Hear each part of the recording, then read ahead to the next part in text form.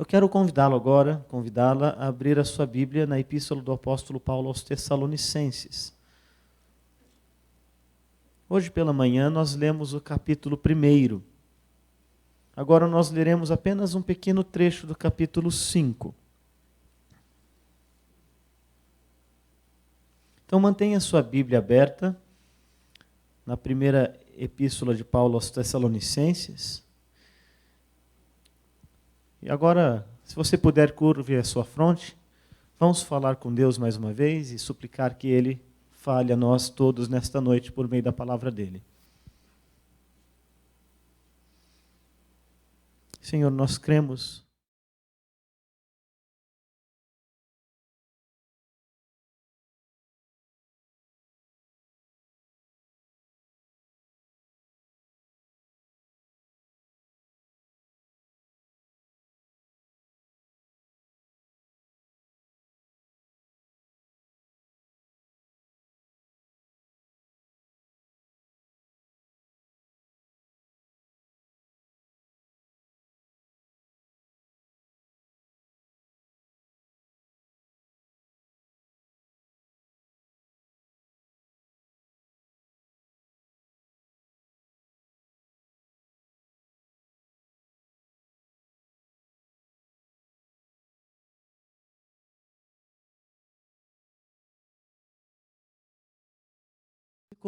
ser conosco esta noite, ser conosco na ministração da palavra, ser com o teu povo que está aqui nesta noite.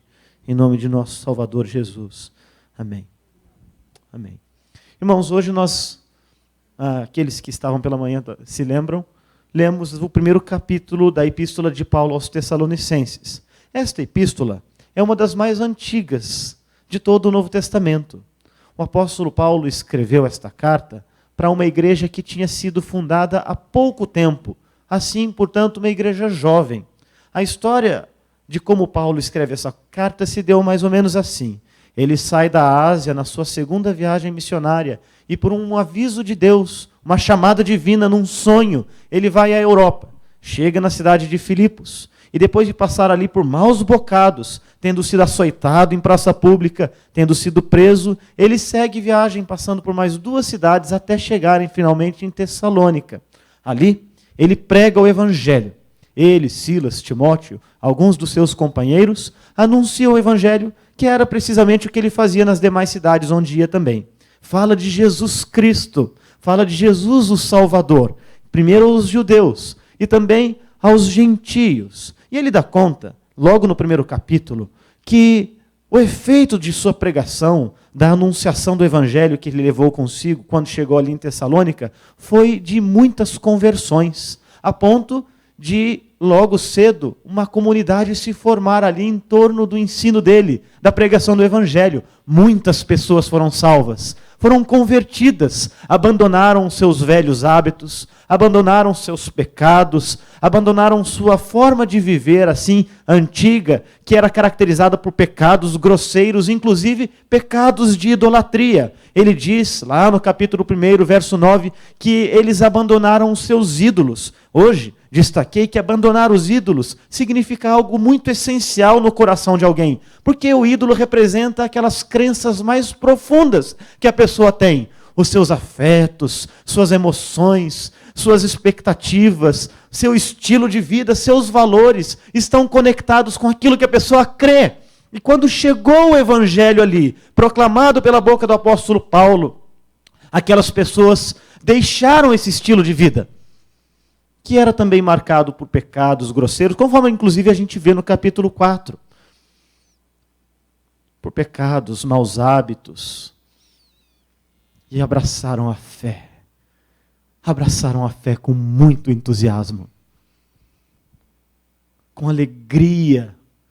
O apóstolo diz aqui no capítulo 1 que o evangelho, quando chegou ali, transformou mentes e corações, trazendo aquelas pessoas agora para uma nova vida, e fazendo daqueles homens e mulheres que creram lá naquela cidade, em Tessalônica, quase 2000 anos atrás, uma nova igreja. E aquela igreja era alegre, mas enfrentou lutas. Não veio a um preço baixo esta grande transformação que se deu ali naquela cidade, entre muitas pessoas que creram. Não, pelo contrário. A gente já lê em Atos capítulo 17 que houve perseguição logo cedo. E o tom desta epístola toda, por todos os capítulos, desde o 1º até o 5º, é de que havia ali tribulação, lutas, perseguição. Grupos religiosos que simplesmente não podiam aceitar, dentre os judeus e também dentre os pagãos, que pessoas que elas conheciam abandonassem a sua fé antiga e abraçassem esta nova fé em Jesus. Uma nova fé que agora vinha também com novas virtudes, novos valores, uma nova visão do mundo. Isto machucou algumas pessoas, a ponto de elas reagirem com hostilidade, com agressividade, perseguindo aqueles crentes novos em Tessalônica, sendo hostis. Isso trouxe sofrimento para aqueles irmãos. Então nós temos uma situação que pode parecer assim até um pouco paradoxal. Porque, como resultado de sua fé, sofreram perseguição, hostilidade, agressão das pessoas. Isto resultou em que algumas pessoas ficaram doentes, outras até perderam sua vida, muitas foram desterradas, deserdadas de suas famílias. Mas este mesmo elemento disruptivo, de perseguição, foi o que produziu ali naquele meio as melhores virtudes daquelas pessoas, porque elas ficaram mais ligadas umas às outras, mais unidas em amor e cuidado mútuos.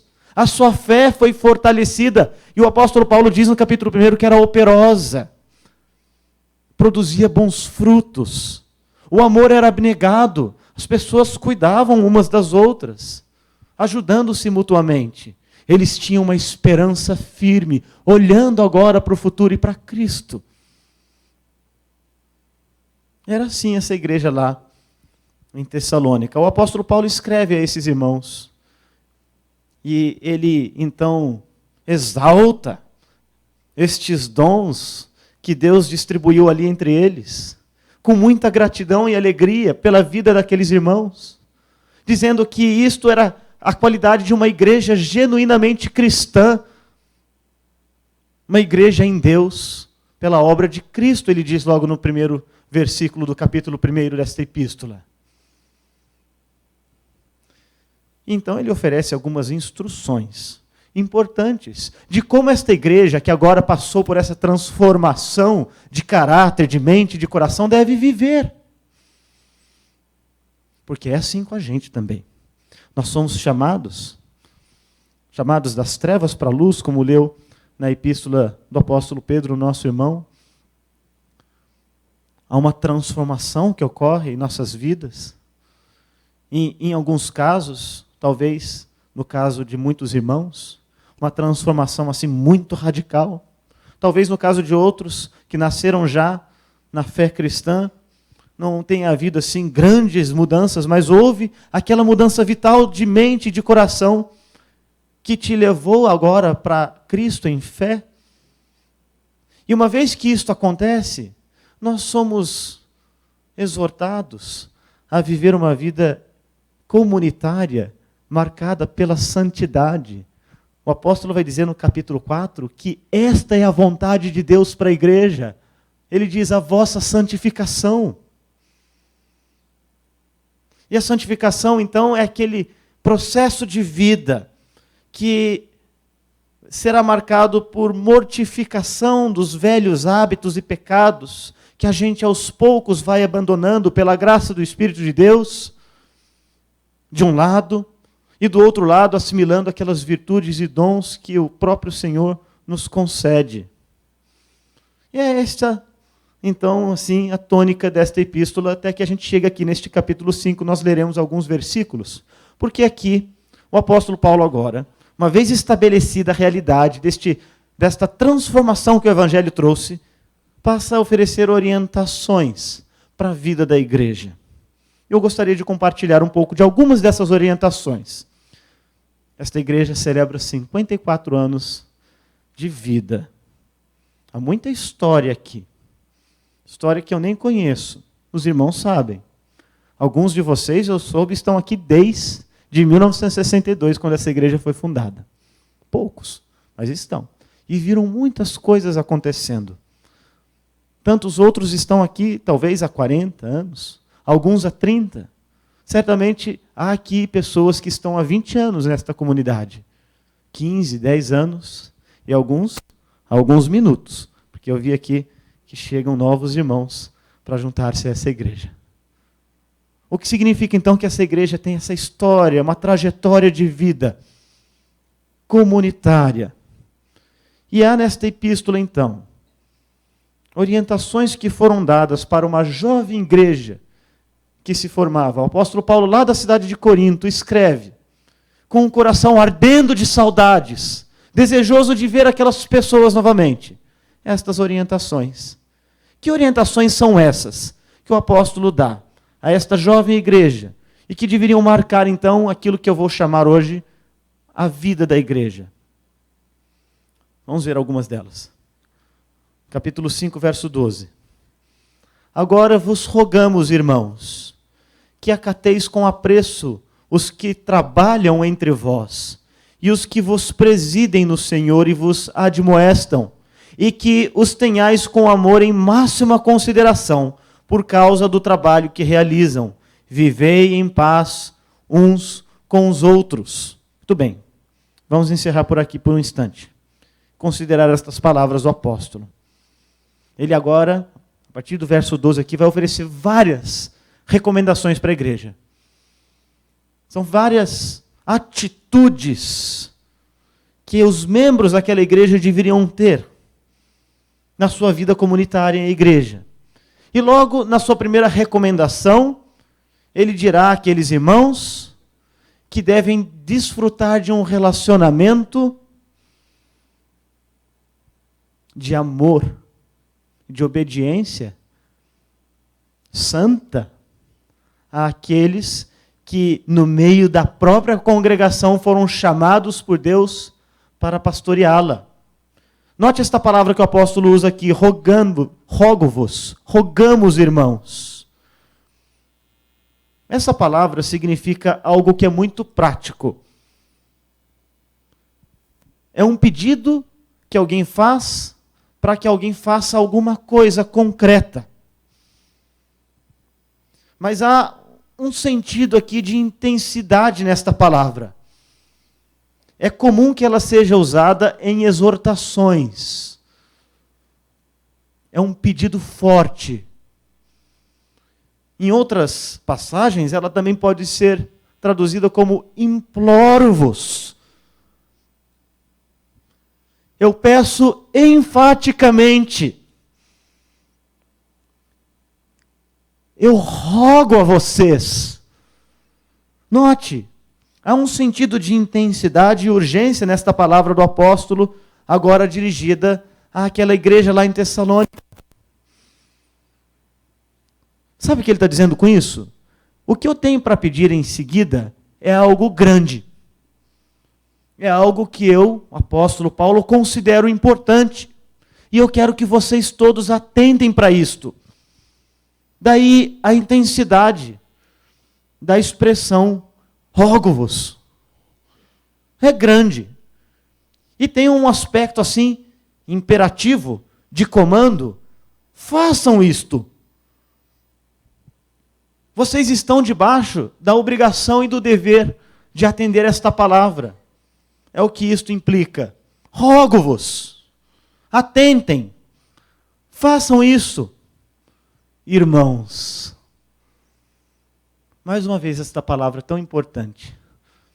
Adelphos. Nós nos chamamos de irmãos. A palavrinha Adelphos. Que lembra uma realidade tão importante para aquela igreja. Lembra aquilo que ele tinha dito lá no comecinho da sua epístola, no capítulo 1. Que aquelas pessoas estavam irmanadas, unidas, numa realidade nova, que fazia com que elas agora fossem irmãos e irmãs na fé. Nós usamos esta expressão para nos referirmos àquelas pessoas da nossa comunidade, da nossa igreja e de outras igrejas, e a gente se trata assim, não é mesmo? Por exemplo, quando eu cheguei aqui, eu os chamei de irmãos. E isto é muito bonito. É bonito isto. Por isso que a gente não deve deixar isso cair naquele clichê. A gente usar essa expressão sem o peso que ela tem. Porque quando a gente chama ao outro de irmão, o que a gente está declarando com isso é que a gente reconhece naquela pessoa alguém que foi alvo da graça transformadora de Cristo pelo Evangelho, transformada pelo Evangelho, e agora unida a Deus. Porque por ele foi adotada, recebendo a justiça de Cristo. E faz parte da mesma família que eu faço, confessa a mesma fé que tenho. É meu irmão. E o apóstolo Paulo então lembra quando ele diz: rogo-vos, irmãos, imploro-vos, irmãos, lembrem-se de onde vocês vieram e agora quem vocês são. Lembrem-se que em Cristo Deus é nosso Pai, que em Cristo nós fomos feitos herdeiros do reino. Lembre-se que vocês são igreja constituída pela obra de Cristo. Lembre-se que vocês são noiva do Cordeiro de Cristo. Irmãos, eu rogo a vocês que acateis com apreço aqueles que trabalham no vosso meio e vos presidem. Aqui, o chamado apóstolo Paulo é para que a igreja, lá em Tessalônica, eu sinto que eu posso dizer isso a todos vocês que estão aqui. É o chamado de vocês. É para que amem o seu pastor, seus pastores, aqueles que vos presidem, que foram chamados por Deus no meio da própria congregação, para trabalhar no vosso meio e para presidi-los.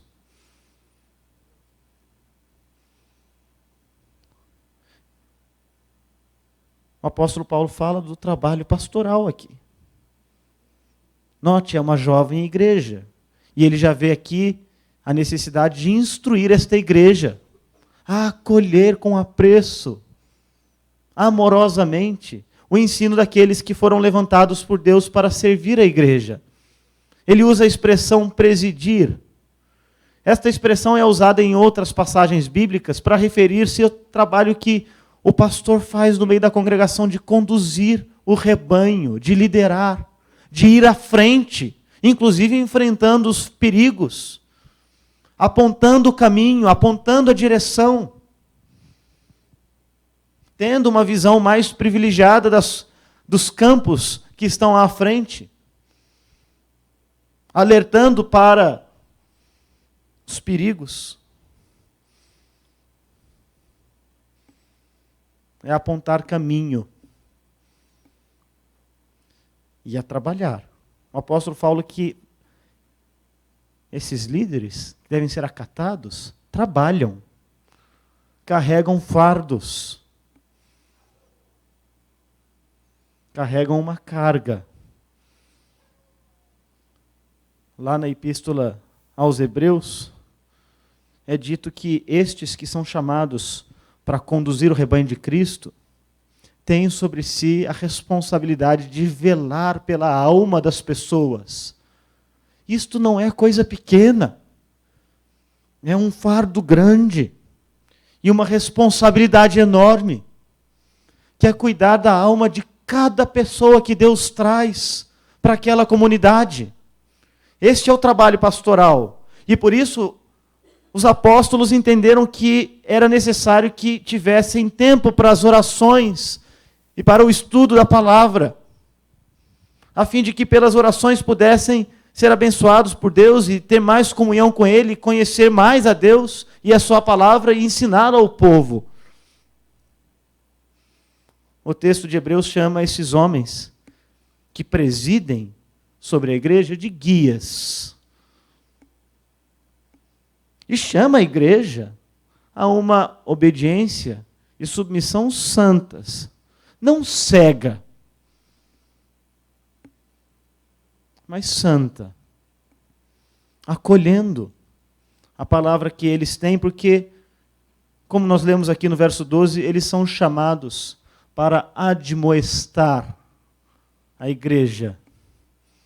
Essa palavra aqui tem essa conotação de corrigir os erros, os pecados. Você consegue imaginar quão difícil é corrigir os erros, os pecados de uma congregação inteira? É um fardo grande. Aqueles que são chamados para cumprir esse papel santo, eles carregam também o fardo dos pecados da sua congregação, às vezes silenciosamente, sem até que as pessoas saibam das suas lutas e das suas lágrimas, em favor daqueles que estão sofrendo na congregação. Mas esta é a tarefa do pastor. O apóstolo Paulo reconhece a nobreza desta chamada. E ele pede então que a igreja cuide com amor, com acolhimento dessas pessoas. É isto que você, que aí está, deve fazer. O crente é chamado, veja só, e quando a gente lê o finalzinho dessa epístola, ele lembra que essa epístola deveria ser lida para todos. Ela não era dirigida apenas aos líderes, aos pastores, aos teólogos lá de Tessalônica, mas para todos. Ele diz assim no verso 27, conjuro-vos pelo Senhor que esta epístola seja lida a todos. De modo então que estas recomendações eram para toda a igreja. E agora ele chama então os irmãos a acatarem com apreço. Vejam só, com a máxima consideração e em amor, aquilo que ensina aqueles que são chamados para pregar a palavra de Deus. É isso que nós vemos em Hebreus capítulo 13, verso 17, de modo muito explícito. Sabe o que ele está dizendo aqui? Ele está dizendo assim, presta atenção no que ensinam aqueles que são chamados para isto. Ouça os seus conselhos, acolha as suas orientações, receba o seu ensino. Faça isso, é claro, no melhor espírito bereano, buscando sempre nas Escrituras. Ali, o juízo determinante de tudo que você ouve. Mas o que o apóstolo Paulo está dizendo é que Deus levanta homens para instruir a sua congregação, aqueles que são rebanho de Cristo e não dos homens, e que a igreja deve acolher com graça, com amor, ouvindo seus conselhos.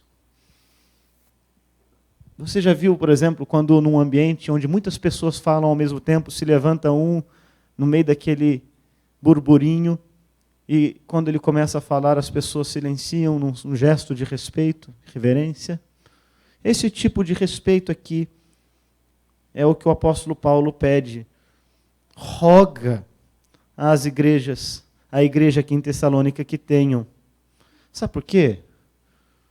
Porque a palavra que eles trazem consigo, quando são homens fiéis, não é palavra deles. É palavra de Deus. As orientações que tem para dar não são para conformar as pessoas às suas ideias, mas para conformar as pessoas à vontade de Deus. Porque quando são fiéis ao Senhor, o seu papel é apontar para Cristo, como João fazia. Não é se ensoberbecer e se engrandecer diante da congregação e controlar o que as pessoas fazem, mas pelo contrário, encaminhá-las para uma vida de amadurecimento, apontando sempre para Cristo, como João fazia. e disse: importa que ele cresça e eu diminua. Assim deve ser o trabalho do pastor. Nós somos chamados, então, a nos submetermos a esta autoridade que a própria palavra confere àqueles que são chamados. Uma autoridade que não é deles, inerentemente, é delegada e que só persiste enquanto são fiéis às Escrituras. E o texto então fala que nós devemos amar, tratando com consideração. O amor que deve ser o amor dirigido aos líderes da igreja é um amor ágape. É esta palavra que o apóstolo usa aqui. É aquele amor benevolente, caridoso, desinteressado, altruísta. Aquele mesmo amor com o qual Jesus pergunta ao apóstolo Pedro: tu me amas? E como eu sou um pastor que vem de fora, eu me dou aqui a liberdade de trazer essa pergunta para você nessa noite. Você ama o seu pastor? Tem acolhido com apreço, com respeito, com reverência, o ensino que ele tem trazido aqui, os seus pastores, a cada domingo, a cada vez que você assenta-se no gabinete, ou tem a oportunidade de trocar com o seu pastor uma palavra e uma conversa? De todo o coração. Sabe por que eu estou dizendo isso aos irmãos? Porque isso aqui é muito essencial para a vida de uma igreja. Tanto que, de tantas orientações, vejam só, que o apóstolo podia dar para aquela igreja tão jovem, lá em Tessalônica, ele entende ser necessário estressar este ponto aqui e dizer àquela igreja jovem: ouçam àqueles que são chamados da parte de Deus para ensinar a palavra de Deus. E lembrem-se que estes homens são porta-vozes, embaixadores. Eles não falam por si só, mas ensinam aquilo que nós temos aqui, neste livro, nas Escrituras, com toda a sabedoria e com a experiência e com os dons e aptidões que Deus deu a eles. Pensa no cuidado do pastor em estudar, preparar, meditar, orar sobre um assunto e trazer isto então diante da congregação para ensinar.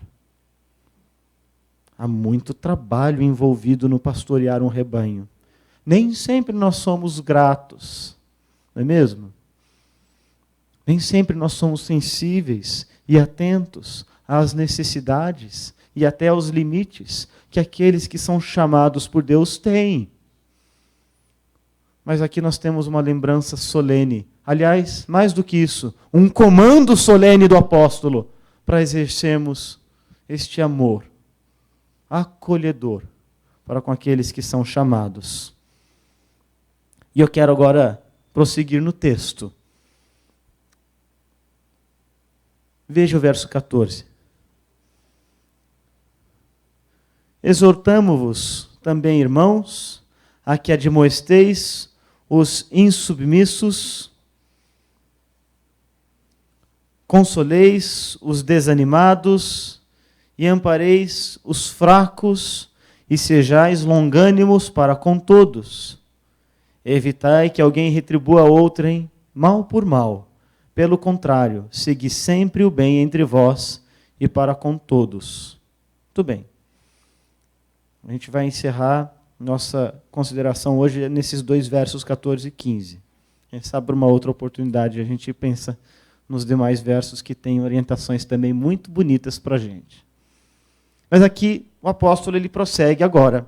Depois de estabelecer este princípio de que a igreja deve ouvir os seus líderes e pastores com amor e acolhimento, ele agora vai falar das pessoas na igreja. Sabe, irmãos, essa igreja aqui em Tessalônica era uma coisa fenomenal. A gente vê lá no capítulo 1 que Naqueles tempos, 2000 anos atrás, hein? Pensa só, hoje eu destaquei isso. Sem Facebook ou Twitter ou qualquer outra coisa, aquela igreja se tornou muito famosa, conhecida, por causa dessas virtudes tão evidentes na vida daqueles irmãos, mesmo no meio de tribulações, perseguição e dureza. Ela se tornou um modelo, vejam só, para as outras igrejas daquela região da Macedônia e da Acaia. E até lá no Oriente Antigo, as pessoas ouviam falar da igreja em Tessalônica. Era uma bênção. Uma igreja onde o amor era tão forte que o apóstolo Paulo, tanto no capítulo 1 como no 2, ele dirá: eu nem preciso acrescentar mais nada, porque eu sei que vocês já praticam essas coisas. Mas, vejam só, mesmo ali naquela congregação, eu quero supor, é possível, talvez aqui nesta igreja também, haviam pessoas machucadas. Haviam pessoas feridas. Pessoas enfrentando problemas. Ele diz aqui que tinha gente insubmissa, desanimada, fraca. O que significa cada uma dessas palavras? Insubmisso, a palavra que o apóstolo Paulo usa aqui, é uma palavra usada pelos militares daquele tempo, para falar de alguém que é desordenado. Imagine, por exemplo, um pelotão que se perfila de modo ali muito simétrico, né? Todo mundo certinho ali, um do lado do outro, e aí tem um que fica desalinhado. Esta é a palavra que o apóstolo Paulo utiliza aqui para descrever esses que eram insubmissos, como um soldado em formação que está fora de linha. E talvez a ideia que esta palavra traz aqui era de pessoas que tinham dificuldade em deferir à liderança, em acolher com apreço e amor as palavras do seu líder. Há uma injunção entre esses 2 primeiros versos que nós lemos e este, que fala destes insubmissos. Talvez que desdenhavam ali na congregação o ensino pastoral, ou pessoas que não acolhiam bem ao ensino que era ministrado na igreja. Haviam pessoas assim ali naquela igreja em Tessalônica. Mas também, além disto, o apóstolo fala que havia pessoas desanimadas. E literalmente isso significa pessoas desalentadas, abatidas, feridas, como um bichinho que, quando está machucado, ferido, fica no cantinho. Ele está ferido e se você chega perto é capaz até dele te ferir também, dele te machucar, dele te agredir. Acuado. Lembra que aquela igreja estava sofrendo perseguições e muita gente perdeu muitas coisas. E isso as deixou então numa situação difícil, de sofrimento muito agudo, de muitas tristezas e de lutos que experimentaram. Sabe, a pessoa quando perde um pouco do brilho, já viu isso? Quando ela está meio para baixo, quando ela sente que não tem muito futuro, ela já não é mais tão futurizada, não está olhando tanto para frente, ela olha mais para trás, olha para o passado, romanceando um pouco o passado, mas sem esperança para o futuro. O seu presente é muito tormentoso, pesado. Esses são os desanimados que estavam lá naquela congregação em Tessalônica. E ele ainda prossegue dizendo que alguns estavam fracos. Ampareis os fracos.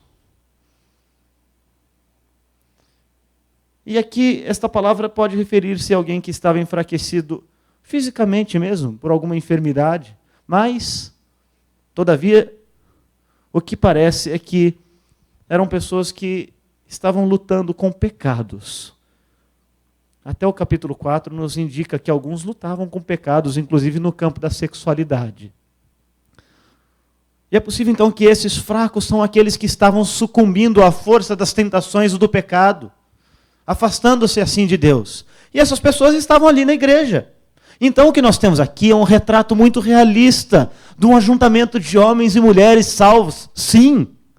Transformados pelo Evangelho, sim. Que saíram das trevas para a luz e da morte para a vida e dos ídolos para Deus, sim. Mas que ainda lutam com suas fraquezas e limites. Porque a gente está do lado de cá do Éden. A gente ainda está do lado de fora do paraíso. Então a gente tem uma igreja cheia de vitalidade, reavivada, em que o evangelho todo suficiente da obra de Cristo era visto e conhecido na vida daquelas pessoas. Aquela igreja tinha unidade, tinha vigor, tinha fé, mas tinha gente insubmissa, tinha gente desanimada, tinha gente fraca. Talvez seja o caso de alguns de vocês aqui esta noite. Talvez alguns de vocês chegaram aqui nesta noite, e nesses últimos domingos e nessas últimas semanas, assim, abatidas por problemas que enfrentam, por lutas que parecem não ter fim, e que quanto mais você tenta se livrar do problema, mais ele aumenta, mais ele ganha proporção e se agiganta diante de você, de modo que você fica paralisado e não consegue fazer nada. Talvez você esteja se sentindo fracassado na sua luta contra a tentação e o pecado. E esse esteja te fustigando. Não sei. Como que num lugar tão abençoado podia ter problema assim? Porque isso é humano. Nós somos pecadores. Mesmo nós que fomos redimidos, vivemos aquilo que é uma tensão entre aquelas coisas gloriosas que já aconteceram, mas aquelas que ainda não aconteceram. Nossa redenção ela vai ser completa um dia, mas a gente ainda está do lado de fora do paraíso, num mundo de contradições e pecados. E a gente enfrenta lutas. E essa igreja tinha pessoas quebradas, machucadas, marcadas por experiências difíceis, por fracassos e por lutas. Alguns insubmissos, imaturos, não acolhendo o ensino.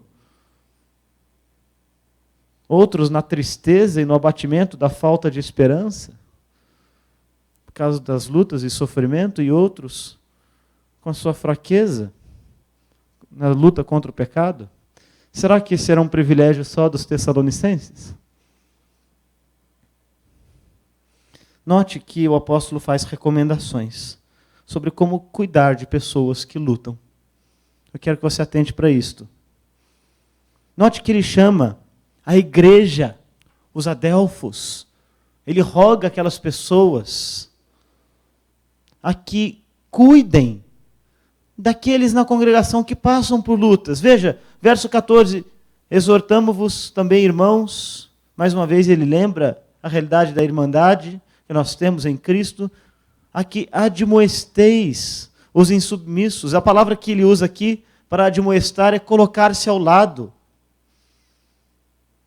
Colocando-se ao lado dos irmãos.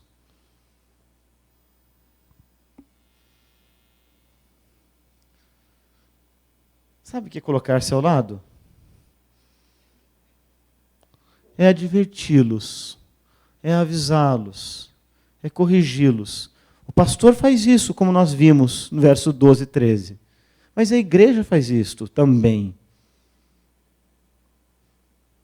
Ela se coloca ao lado, caminhando com aquele que sofre, com aquele que luta, com aquele que enfrenta dificuldades, com aquele que lida com sua teimosia ainda, com o seu pecado. O crente é chamado a exortar ao outro. E como eu destaquei pela manhã, quando falava do amor abnegado e da fé operosa, você só saberá perceber na congregação aqueles que são insubmissos, desanimados e fracos, se você estiver ao lado. Se você desenvolver a sensibilidade de perceber às vezes no olhar, de perceber às vezes na conduta, até na ausência de alguém, as carências e necessidades dos seus irmãos. Porque a igreja é chamada para isto. O apóstolo diz que isso deve ser feito com longanimidade. Literalmente essa palavra significa longo ânimo, grande disposição de coração para com os irmãos. Veja, ele chama também os crentes de Tessalônica, aqueles mais maduros, a consolar os desanimados. Sabe o que é consolar aqui? É literalmente conversar. É fazer o uso da palavra. Mas fazer o bom uso da palavra.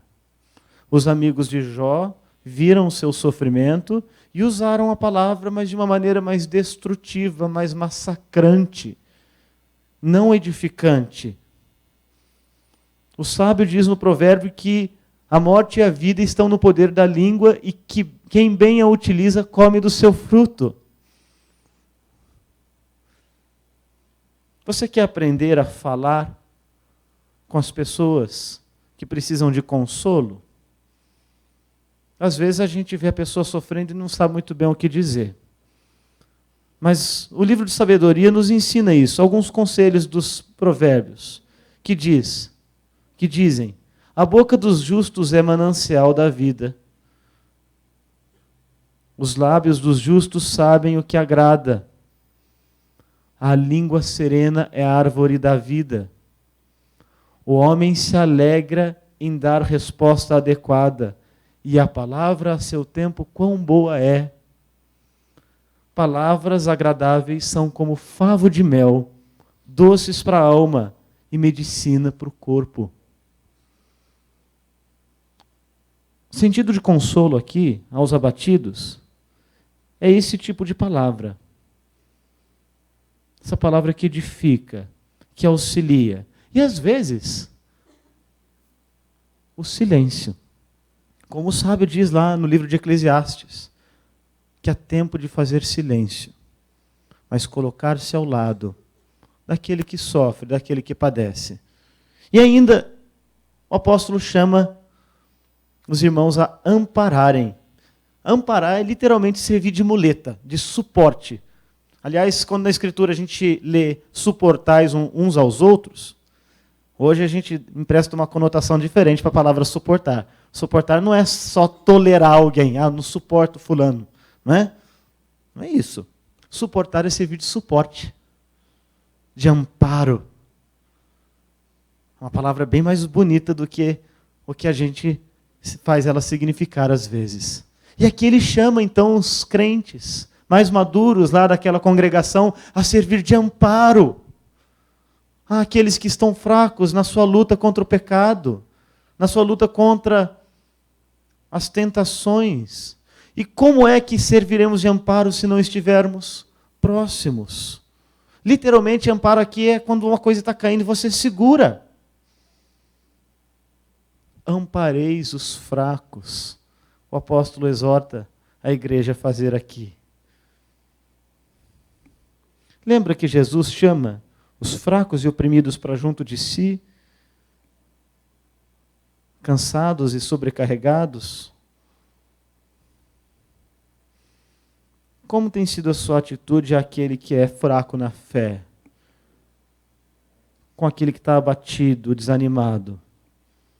Como é que você tem tratado até aquele que é insubmisso, que é mais chato na história?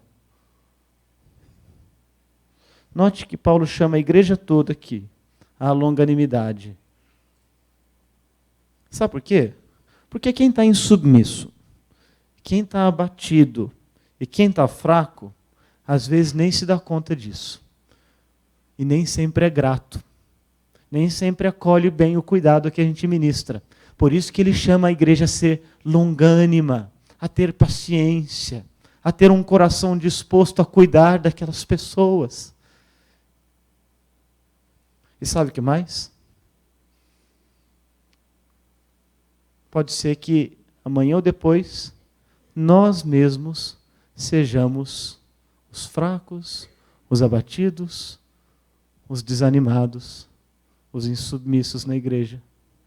Tem um poema do poeta gaúcho Mário Quintana que diz: há dois tipos de chatos. Os chatos propriamente ditos e os nossos amigos, que são nossos chatos favoritos. Eu tomei a liberdade aqui de emendar o poema de Mário Quintana e digo que há três tipos de chatos. Os chatos propriamente ditos, os nossos amigos, que são nossos chatos favoritos, e nós mesmos, que somos os maiores dos chatos. Porque sabe de uma coisa, irmãos? Às vezes é a gente que vai estar ali daquele lado, abatido, desanimado, caído, e é nessa hora que a gente vai sentir o amparo, vai sentir o amor, o cuidado daquele que está mais forte.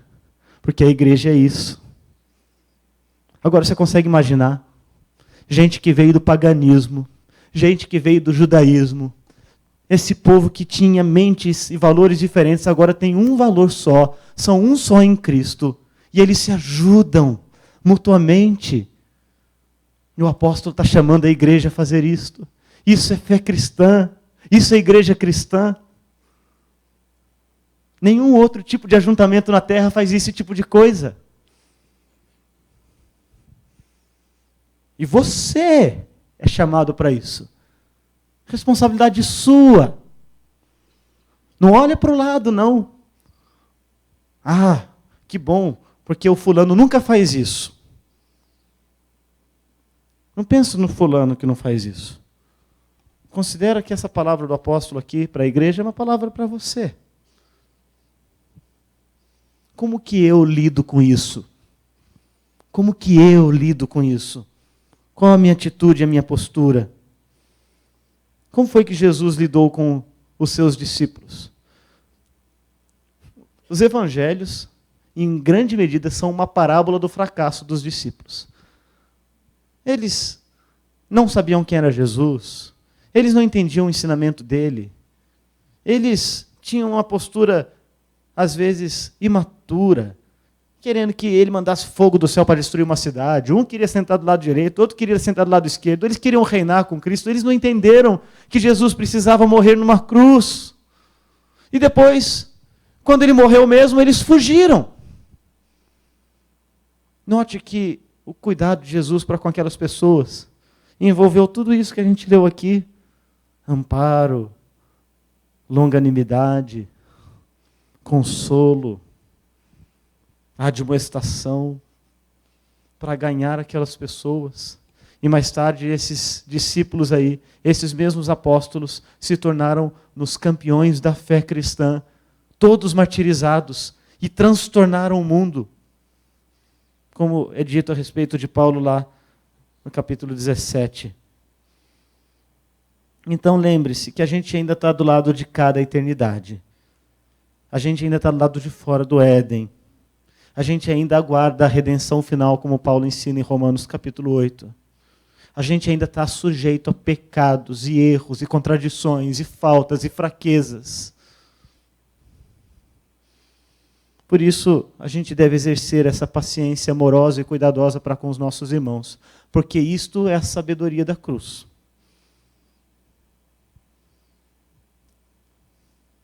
É isso que o Evangelho proporciona àqueles que são salvos.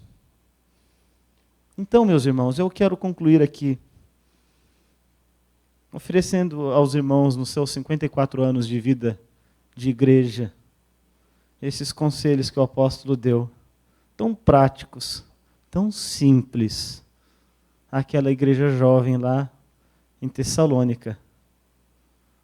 Acateis com apreço e com amor aqueles que presidem entre vós e que fazem um trabalho duro de ensinar a igreja e de dirigi-la e de apontar os caminhos e de admoestar. Cuidem uns dos outros, porque isso é ser igreja, isso é vida de igreja. E vocês são uma igreja. Que Deus abençoe os irmãos. Que a graça de Cristo seja com todos vocês. Feliz aniversário à Igreja Batista Betel aqui em Mesquita. Amém.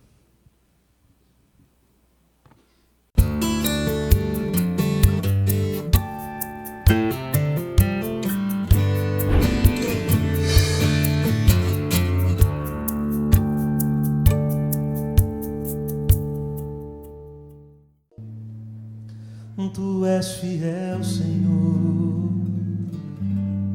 meu Pai celeste, pleno poder aos teus filhos darás. Nunca mudaste, tu nunca faltaste, tal como eras, tu sempre serás. Vamos juntos? Tu és fiel, Senhor, tu és fiel, Senhor, dia após dia, com bênção sem fim. Tua mercê me sustenta e me guarda. Tu és fiel, Senhor, fiel a mim. Flor